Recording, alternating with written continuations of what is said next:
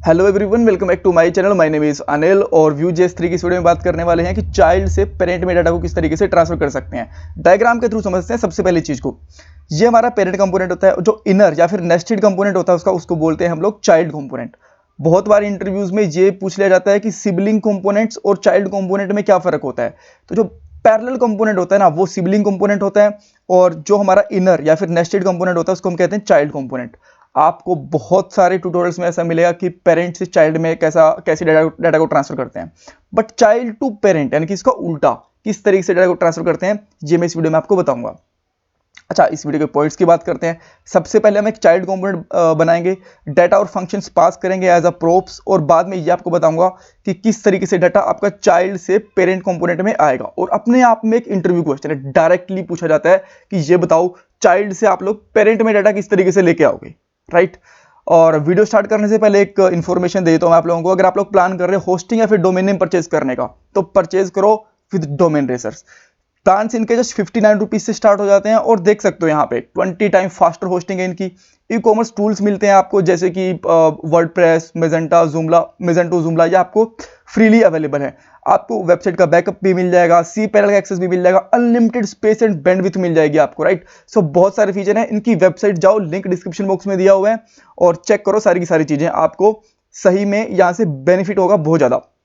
अब आते हैं हमारी वापस वीडियो के ऊपर। यहाँ पे हमारा आउटपुट दिखेगा, और यहाँ पे हम सबसे पहले एक हमारा कंपोनेंट बनाते हैं, चाइल्ड कंपोनेंट। उसका मैं नाम रखता हूँ बेसिकली यूजर डॉट व्यू। और इसमें सबसे पहले हम लोग टेम्पलेट डिफाइन करेंगे। टेम्पलेट डिफाइन करने के बाद में हम इसको ऑब्वियसली बंद भी करना होता है हमें। अभी के लिए मैं इसमें एक h1 टैग या फिर h2 टैग बनाता हूँ। एक h2 टैग बनाता हूँ इसमें, और यहाँ पे मैं लिखता हूँ यूजर कंपोनेंट। और अब मैं यहाँ पे स्क्रिप्ट भी लिख देता हूँ। स्क्रिप्ट टैग भी जरूरी होता है, क्योंकि इसके अंदर हम हमारा JS का कोड लिखते हैं। यहाँ पे करेंगे एक्सपोर्ट डिफॉल्ट कंपोनेंट का नेम, और मैं यहाँ पे नाम रखता हूँ इसका यूजर। ठीक है, अभी के लिए इतना काफ़ी है। स्टाइल वगैरह भी डिफाइन करने की जरूरत है नहीं, और इसको हम यूज़ करते हैं हमारे कंपोनेंट के अंदर। तो सबसे पहले मैं क्या करूँगा, इसको इंपोर्ट करूँगा। इंपोर्ट यूजर फ्रॉम, और यहाँ पे लिखूँगा यूजर डॉट व्यू। इसको मैं बंद कर देता हूँ यहाँ पे। और उसके बाद में हम लोग यहाँ पे लिखते हैं कंपोनेंट्स बेसिकली। और यहाँ पे हमारे जो कंपोनेंट हमने इंपोर्ट करे हैं उसको हम रजिस्टर करते हैं। यहाँ पे अब हमारा यूजर कंपोनेंट रजिस्टर हो गया है। उसको यूज कैसे कर सकते हैं हम, सिंपल है। यहाँ पे आओ, यहाँ पे लिखो यूजर, और यहाँ पे इस तरीके से इसको बंद कर दो। और अब आप यहाँ पे देख सकते हो कि हमारा यहाँ पे यूजर कंपोनेंट आ गया। दैट मीन्स ये इंपोर्ट हो गया और चल भी रहा है परफेक्टली। सो देखो, बहुत इजी होता है कि मैं पेरेंट से चाइल्ड में डाटा को ट्रांसफर करूँ। ये हमने लास्ट वाली वीडियो में देखा था, लिंक डिस्क्रिप्शन बॉक्स में मिल जाएगा पूरी प्लेलिस्ट का। अच्छा, अब लेट्स से कि मेरे पास यहाँ पे कुछ डाटा पड़ा है। मैं यहाँ पे डाटा डिफाइन करता हूँ, डाटा रिटर्न, और रिटर्न के अंदर मैं यहाँ पे लिखता हूँ नेम,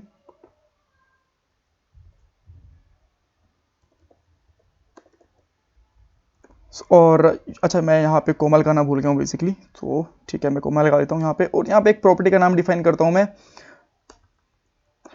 यूजर नेम।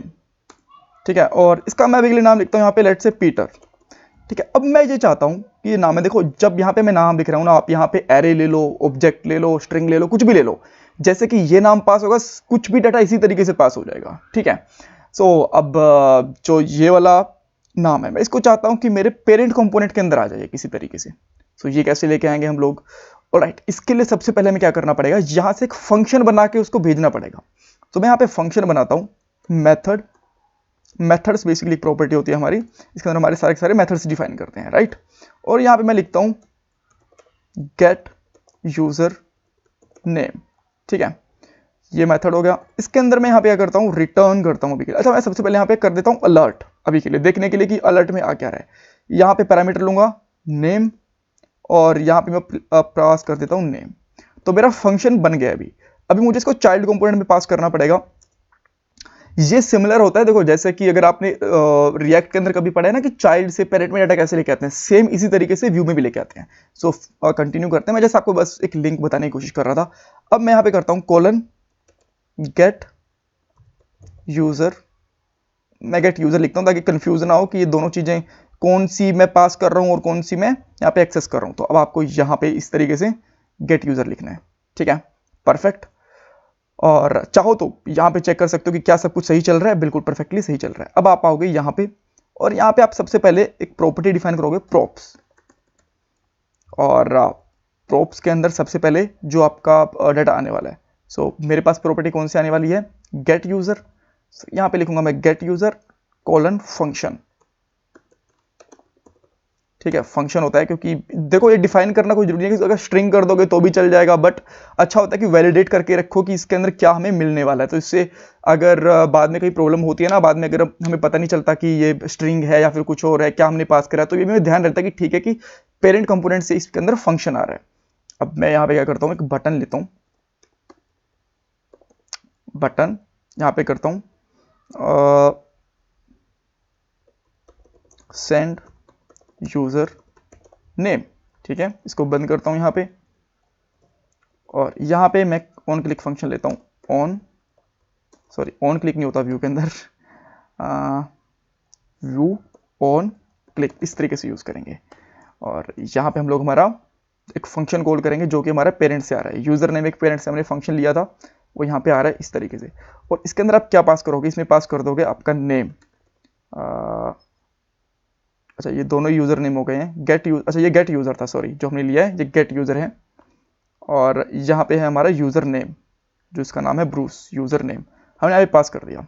अब देखते हैं कि क्या सब कुछ ठीक चल रहा है। मैं इस पर क्लिक करता हूँ और कोई छोटी सी प्रॉब्लम लगती है, लेट मी चेक।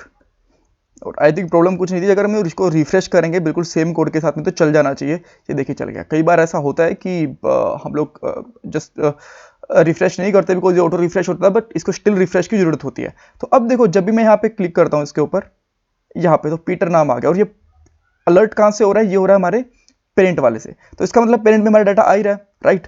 अब मैं यहाँ पे डाटा को डिफाइन करता हूँ, यहाँ पे लिखता हूँ डाटा, और यहाँ पे कोई प्रॉपर्टी डिफाइन करता हूँ मैं। यहाँ पे लेट से रिटर्न करना पड़ता है, सबसे पहले हमें रिटर्न चाइल्ड यूजर, और इसका नाम बाय डिफॉल्ट मैं लिखता हूँ ब्लैंक, ठीक है। और यहाँ पे h2 टैग लेता हूँ, अच्छा ठीक है, इसी के अंदर कर देता हूँ जहाँ पे हमने h1 टैग लिखा हुआ है ना, इसी के अंदर मैं कर देता हूँ यहाँ पे चाइल्ड यूजर, ठीक है। और यहाँ पे अलर्ट हो रहा है ना, यहाँ पे क्या करता हूँ, this dot child user equal to name. अब देखते हैं हमें क्या मिल रहा है। सबसे पहले तो मिल गया एरर। आज मैं बहुत गलतियां कर रहा हूँ, seriously sorry for that, because हमें यहाँ पे कोमा लगाना पड़ेगा, ठीक है। अब मैं इस पर क्लिक करता हूँ जैसे ही, तो यहाँ पे देखिए पीटर आ गया, ठीक है। आपको आई होप आपको फ्लो समझ में आ गया होगा। देखो सबसे पहले हमने क्या करा, पेरेंट कंपोनेंट से एक चाइल्ड कंपोनेंट के अंदर हमने एक फंक्शन भेजा, पेरेंट वाले कंपोनेंट से चाइल्ड में फंक्शन भेजा। इस फंक्शन ने क्या करा, वहां जाके रिटर्न कर दिया उस यूजर का नाम, और यहाँ पे हमने इस एक प्रॉपर्टी में जो हमारे दिस डॉट यूजर चाइल्ड है इसमें सेव कर लिया और यहाँ पे प्रिंट करवा लिया। इस तरीके से हम लोग बेसिकली चाइल्ड से पेरेंट में डाटा को ट्रांसफर कर सकते हैं। कुछ कंफ्यूजन है तो मेरे से पूछ सकते हो। चैनल को सब्सक्राइब करना, वीडियो को लाइक करना बिल्कुल मत भूलना। Bye bye, take care.